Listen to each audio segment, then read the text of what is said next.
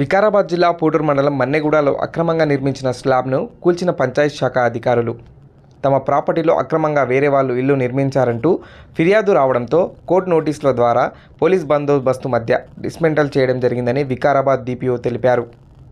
ఈ సందర్భంగా ఆమె మాట్లాడుతూ జిల్లా కలెక్టర్ ఆదేశాల మేరకు అనుమతి లేకుండా నిర్మించిన కన్స్ట్రక్షన్ కూల్చివేయడం జరిగిందని, ఎలాంటి పర్మిషన్ లేకుండా వేరే వారి స్థలాల్లో ఇల్లు నిర్మాణం చేపడితే చట్టపరమైన చర్యలు తీసుకుంటామని తెలిపారు.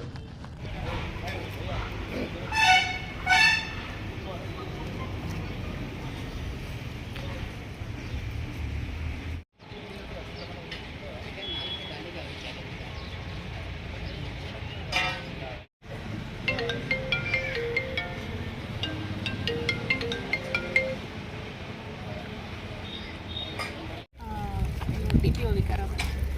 మనకి మన్నెగూడలో ఒకటి ఇల్లీగల్ కన్స్ట్రక్షన్ దాని గురించి కంప్లైంట్ వచ్చింది. మనకి గోవింద్ దాస్ గారు కంప్లైంట్ ఇచ్చారు.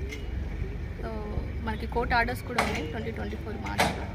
So as per that instructions and మన జిల్లా కలెక్టర్ గారి ఆదేశాల ప్రకారం ఇది ఇల్లీగల్ కన్స్ట్రక్షన్ మనం డిస్మాంట్లింగ్ అనేది చేయడం జరిగింది. సో ప్రయర్ కూడా నోటీస్ కూడా ఇవ్వడం జరిగింది. పర్మిషన్ ఎట్లా ఇచ్చారు?